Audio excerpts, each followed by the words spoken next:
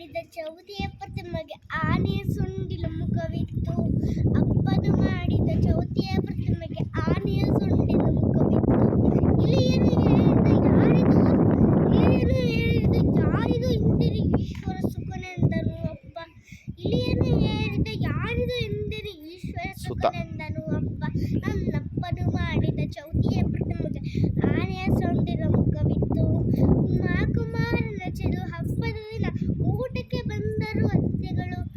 ಮಾಕುಮಾರನ ಚೆಲು ಹಬ್ಬದ ದಿನ ಊಟಕ್ಕೆ ಬಂದರು ಅತಿಥಿಗಳು.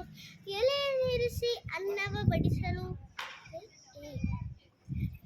ಎಲೆಯನ್ನು ಇರಿಸಿ ಅನ್ನವ ಬಡಿಸಲು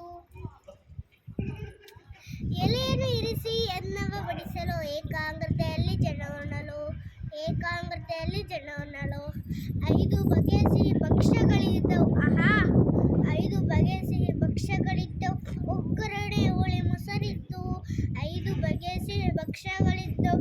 ಒಗ್ಗರಣೆ ಹುಳಿ ಮೊಸರಿತ್ತು. ಓಡುವ ತಿಳಿಪಾಯಸವನ್ನು ನರುತ್ತಾ ಊಟಣ ಊಟವ ಹೊಗಳಿದರು.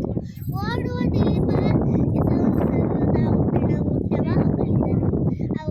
ಊಟವ ಹೊಗಳಿದರು. ಅಂದದ ಊಟದ ನಂತರ ಅಡಿಗೆ ಆಹ ಎಂದರ ಸವಿಯುತ್ತಲೇ. ಅಂದದ ಊಟದ ನಂತರ ಅಡಿಗೆ ಆಹ ಎಂದರ ಸವಿಯುತ್ತಲೇ.